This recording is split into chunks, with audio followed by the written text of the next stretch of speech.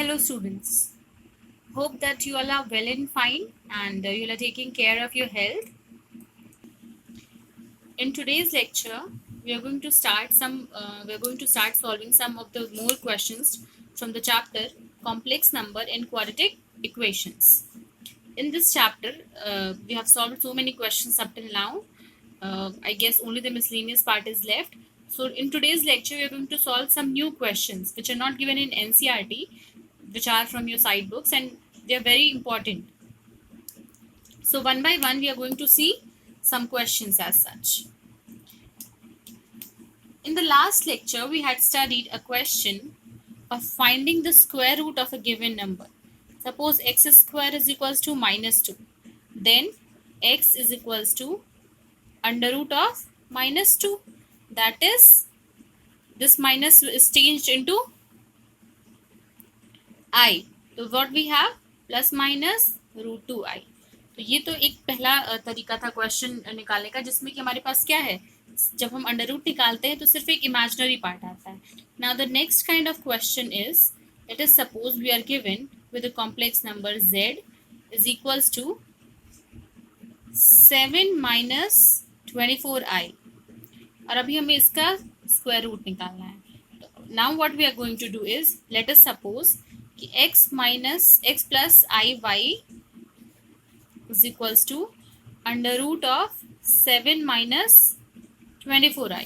तो अभी हमें x और y की वैल्यू निकालनी है. Now x plus i y, अभी हम इसको क्या लिख सकते हैं, 7 minus 24i is equals to x plus i y का होल स्क्वायर, यानी कि x square plus i square y square plus 2xy और i. इसको हम सिंप्लीफाई करेंगे तो हमारे पास क्या होगा, x square minus y square plus 2xy into a.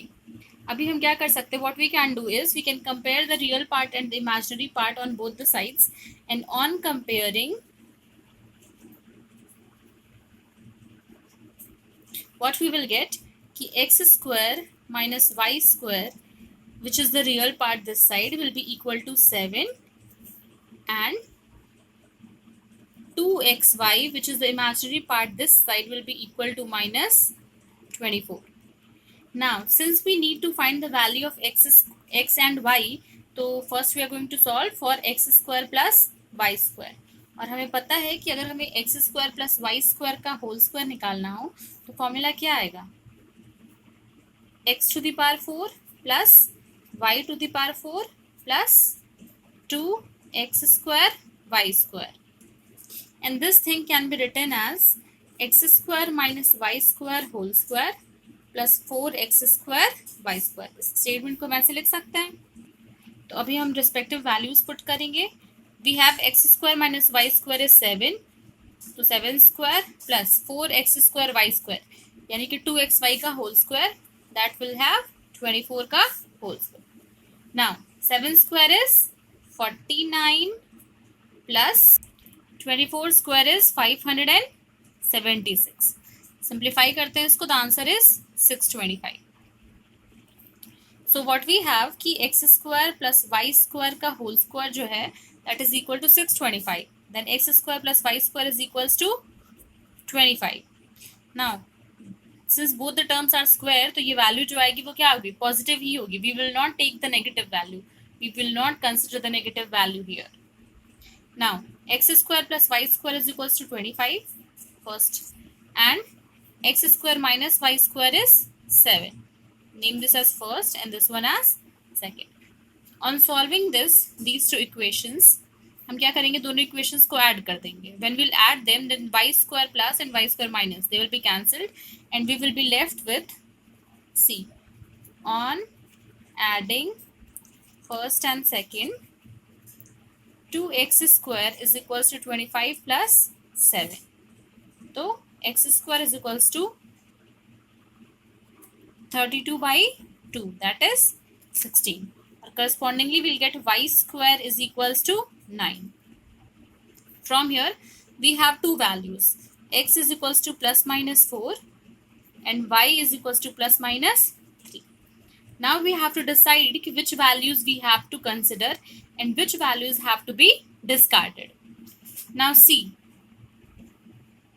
in the data that we have 2xy as -24, यानी कि xy को जब हम मल्टीप्लाई कर रहे हैं तो xy को मल्टीप्लाई करने पे we are getting a negative sign which implies कि आइदर ऑफ x और y, one from both of them have to be negative. Then the pair of answers that we may have is कि when x is +4 then y has to be -3. और क्या हो सकता है इसके अलावा, अगर x -4 है तो y कितना हो जाए, 3 हो जाए. तो हमारा जो फाइनल आंसर होगा, जो अंडर रूट की वैल्यू हमें निकालनी थी x + iy, तो x + iy can be equal to which values, 4 - 3i और -4 + 3i. That is plus minus common लिया 4 - 3i. जब हम प्लस कंसिडर करेंगे तो +4 - 3i ये वाला पार्ट, और जब हम माइनस कंसिडर करेंगे तो -4 + 3i ये वाला part. Therefore, the square root of the given part, given question, that is 7 - 24i, are these two values. Sorry, this and this value, these two values.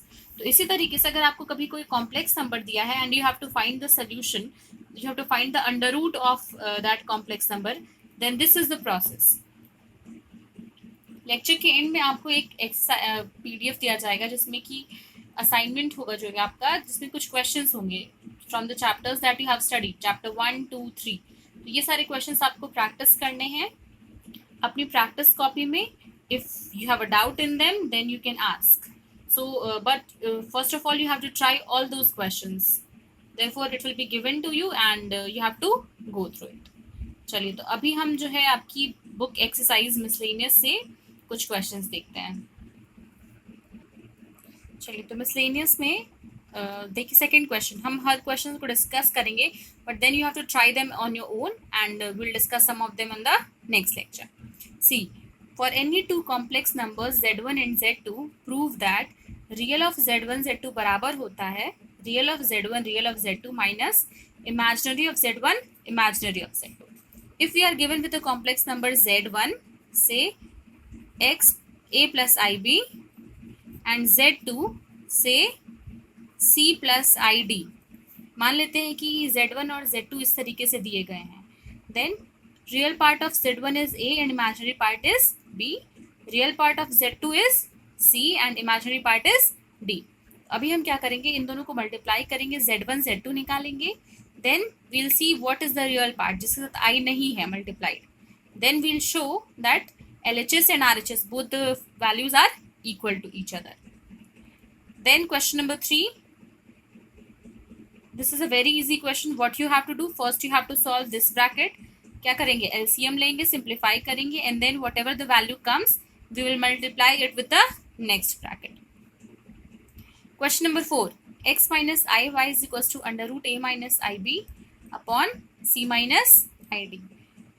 तो कई क्वेश्चंस ऐसे हैं जिसको देख के, अगर अभी तक आपको जो भी पढ़ाया गया वो चीज़ आपने समझी है, तो क्वेश्चन को देख के आपको तुरंत समझ में आ जाएगा कि किस तरीके से इसको सॉल्व करना है. In this question you have to take the mod, that is modulus of these values from both the sides, and then you have to solve them. So try to solve this question. Next है कि इसको polar form में आपको convert करना है. तो सबसे पहले आप इसको सिंप्लीफाई करिए. Right this in the form of a plus ib and then in the polar form. How you have to change a complex number into its polar form, like first representation, if it is z is equals to a plus ib, तो हम उसको polar form में change कर सकते हैं. a is equals to r cos theta और b is equals to r sine theta करके. तो वो मेथड आपको सिखाया गया है. This is on that, this question is on that basis. Next है क्वाड्रेटिक इक्वेशंस. सिंप्लीफाई करके इसको, और फिर उसके बाद से श्रीधराचार्य फॉर्मूला जो होता है, you have to use that formula to solve all these questions. Question number 9 is again a quadratic equation and you have to solve this by using Sridharacharya formula. Then we have question number 10. Z1 is given, Z2 is given and you have to find this value. तो हम Z1 की जगह value put करेंगे, Z2 की जगह value put करेंगे, उसको simplify करेंगे. Next is question number 11. A plus IB is equals to X plus I whole square upon 2x square plus 1. And you have to prove this. Take modulus on both the sides and simplify it. Question number 12. You are given with different values, like z1 की value दी है, z2 की value दी है, और आपको ये values calculate करनी है.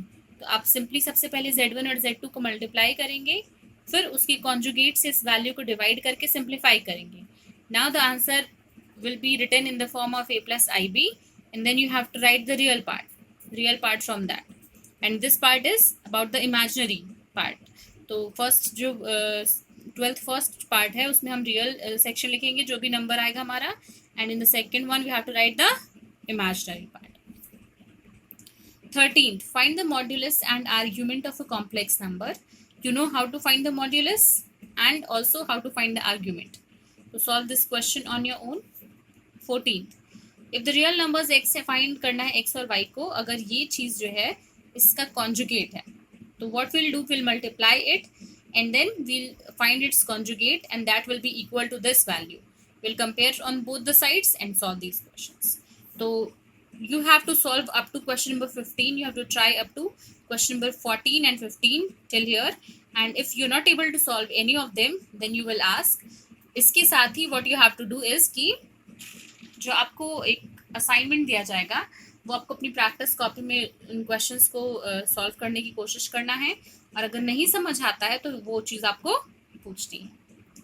So try to solve all these questions and be focused, because I can see in the videos that you are not watching the videos. I don't know what you are doing, because these lectures are made for you so that you can understand about the chapter, about what the chapter is saying, about how to solve these questions.